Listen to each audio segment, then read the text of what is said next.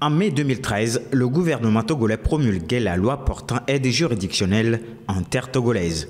12 ans plus tard, cette loi reste non appliquée au Togo. Que ce soit les acteurs nationaux ou internationaux, il ne manque pas d'occasion pour attirer l'attention de l'État togolais sur la nécessité de mettre en application cette loi pour voler au secours des indigents.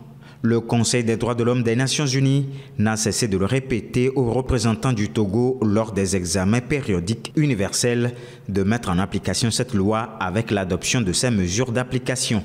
Dans les faits, l'État togolais a assimilé l'application de l'aide juridictionnelle au fonctionnement des maisons de justice où les frais de saisine sont gratuits pour tout règlement à l'amiable entre les parties. Cependant, il est reconnu de tous que la loi portant aide juridictionnelle au Togo n'est toujours pas effective.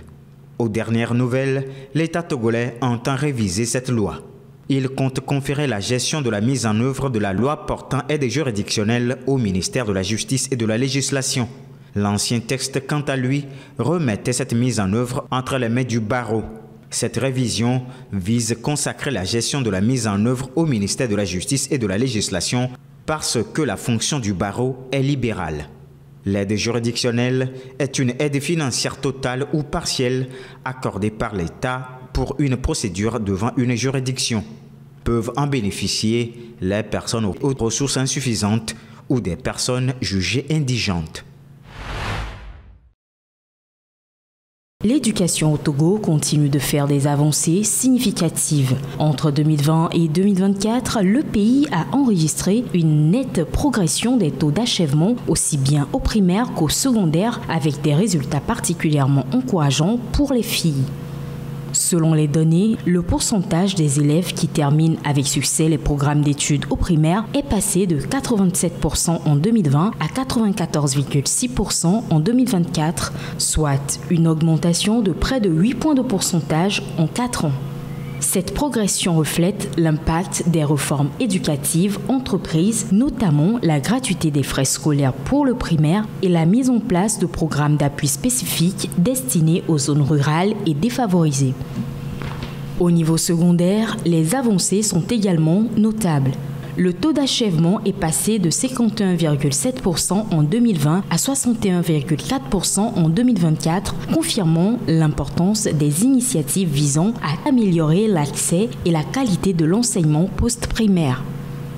Parmi ces mesures, on peut citer la construction de nouveaux établissements, le recrutement d'enseignants qualifiés et l'introduction de politiques inclusives pour encourager la scolarisation des filles. Par ailleurs, pour l'année 2025, le gouvernement a prévu un budget de 245 milliards de francs CFA pour le ministère des enseignements primaires et secondaires et celui de l'enseignement technique. Ce budget permettra ainsi d'augmenter des capacités d'accueil scolaire à travers les constructions scolaires, d'améliorer la qualité de l'enseignement à travers des projets comme le projet d'amélioration de la qualité et de l'équité de l'éducation de base, le projet d'amélioration de l'accès et de la qualité de l'éducation au Togo et le projet d'appui à la réforme des collèges.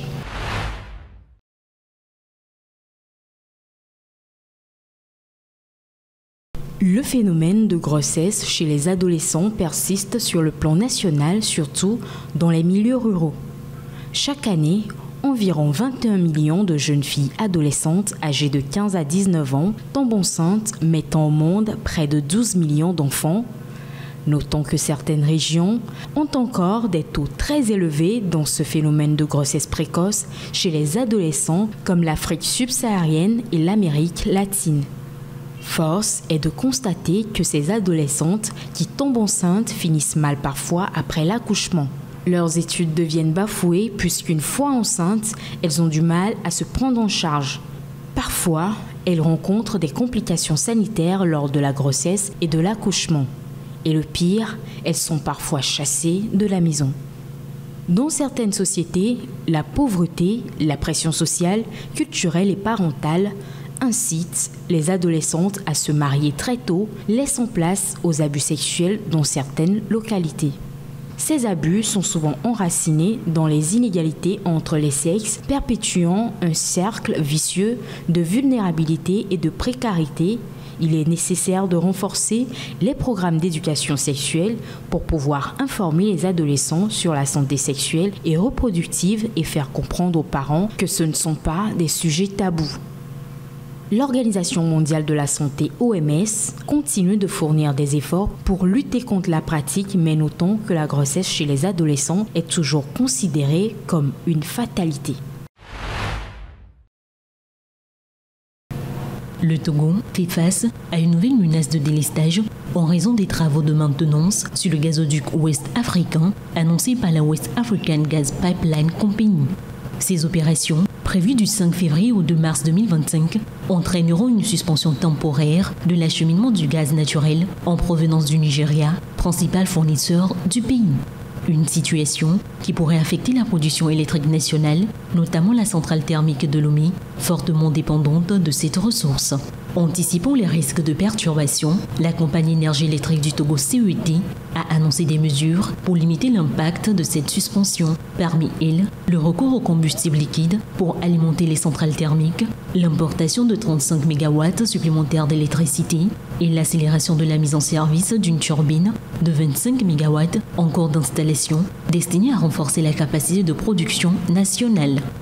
Toutefois, la CET reconnaît que ces dispositions ne garantissent pas une stabilité totale du réseau.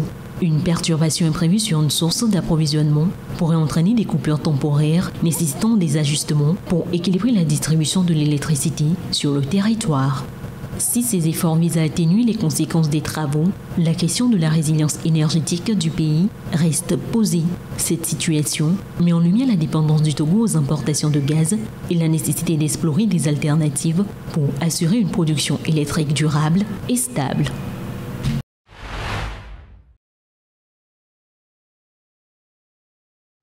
Les rebelles soutenus par le Rwanda qui ont pris le contrôle de Goma dans l'est de la RDC ont annoncé un cessez-le-feu pour des raisons humanitaires. Le gouvernement congolais n'a pas encore fait de commentaires. Le porte-parole des Nations Unies, Stéphane Dujarric, a fait le point de la situation. Les exactions des rebelles du M23 ont plongé la ville dans un chaos sécuritaire. Les morgues débordent et les camps de déplacés se vident de leurs occupants. La saison des pluies fait craindre le pire, selon l'ONU. Les travailleurs humanitaires expriment de vives préoccupations face à l'aggravation des risques sanitaires alors que la saison des pluies s'intensifie. Des corps de victimes des violences restent dans les rues de Goma, tandis que les morgues sont pleines à craquer et que les hôpitaux et centres de santé sont submergés de blessés. Bien que les efforts de chloration de l'eau soient en cours avec l'aide de partenaires humanitaires, le manque d'eau potable oblige les habitants de Goma à utiliser l'eau non traitée du lac Kivu. La ville de Goma, située au cœur d'une région riche en ressources minières évaluées à des milliards de dollars, reste sous le contrôle des rebelles du M23 qui tentent d'imposer un gouvernorat sans succès pour le moment. La ville est quasi à l'arrêt, l'aéroport ainsi que les écoles, les institutions universitaires demeurent fermées. Les coupures d'eau et d'électricité compliquent la vie quotidienne des habitants de Goma, tandis que certains hôpitaux fonctionnent au ralenti, manquant de médicaments et de personnel.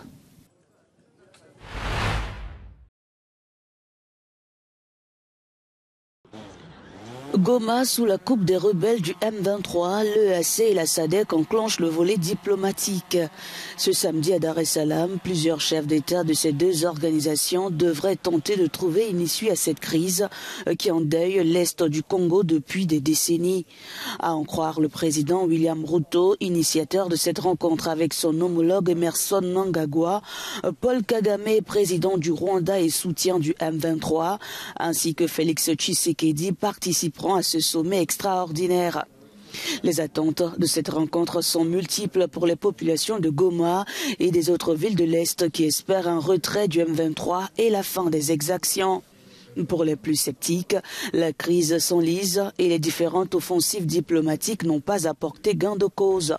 Du processus de Nairobi à celui de Luanda, les positions restent tranchées et Kigali veut imposer le M23 à la table des négociations, chose que Kinshasa refuse.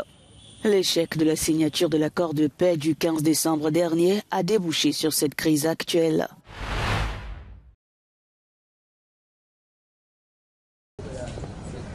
L'essai du vaccin contre Ebola a débuté en Ouganda, une semaine après l'apparition de la souche soudanaise qui a causé la mort d'une personne. Cet essai, lancé en un temps record, respecte les exigences réglementaires et éthiques, tant nationales qu'internationales, selon l'Organisation mondiale de la santé. Cette phase vise les contacts de personnes atteintes de la maladie et les contacts de ces contacts. Nous avons lancé la campagne de vaccination contre le virus Ebola, suite à l'épidémie déclarée la semaine dernière dans le pays. Cette initiative repose sur l'utilisation d'un vaccin spécifique avec lequel nous avons débuté et cible en priorité les personnes à haut risque.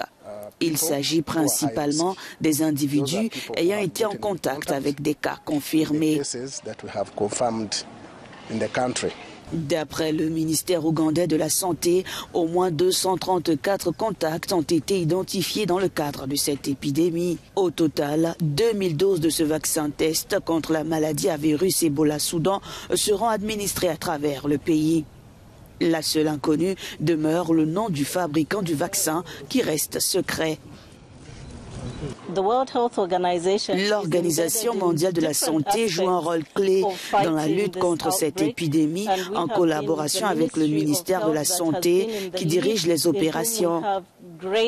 Nous avons pleinement confiance en sa capacité à apporter une réponse efficace. Étant donné qu'il s'agit de la 8e épidémie, nous sommes convaincus des mesures qui peuvent être mises en place. Toutefois, nous appelons également nos partenaires à soutenir les efforts du gouvernement ougandais dans cette lutte. Un vaccin expérimental testé en RDC entre 2018 et 2020 avait permis de protéger au moins 3000 personnes.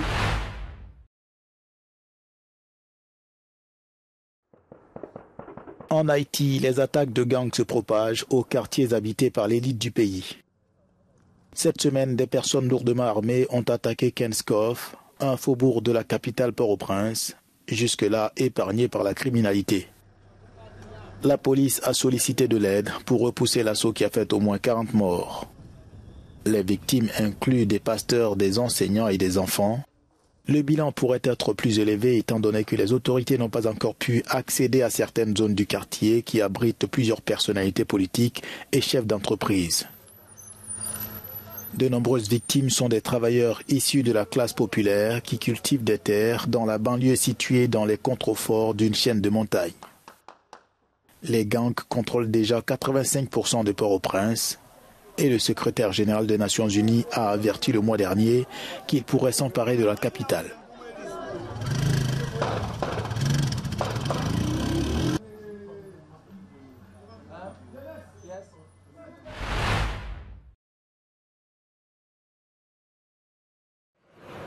Le Salvador se propose d'accueillir les personnes expulsées des États-Unis, quelle que soit leur nationalité, y compris même les citoyens américains condamnés pour des crimes. Cette décision de Nabil Boukele, président de ce pays d'Amérique centrale, est critiquée par les militants de droits de l'homme, mais saluée par les États-Unis.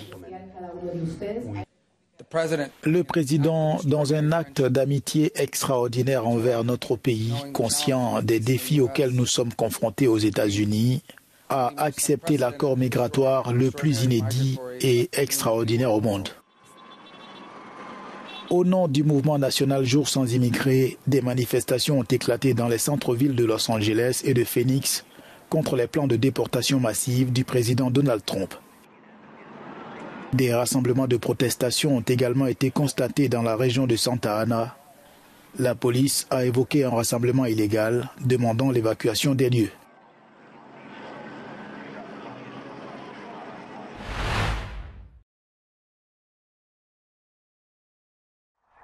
Entre la Chine et les États-Unis, le bras de fer s'intensifie. À partir du 10 février, Pékin imposera des droits de douane de 15% sur les importations de charbon et de gaz naturel liquéfié américains. Des taxes douanières de 10% seront également appliquées aux importations de pétrole américain et à certains véhicules en provenance des États-Unis, en réplique à l'entrée en vigueur ce 4 février des droits de douane américains ciblant les produits chinois. Outre la mise en place de ces mesures, la Chine a annoncé avoir déposé plainte contre Washington auprès de l'Organisation mondiale du commerce, dénonçant les intentions malveillantes des États-Unis. Dans son viseur également, Google. La Chine a indiqué ouvrir une enquête contre le géant technologique américain qu'elle dit soupçonné d'avoir enfreint sa réglementation anti-monopole.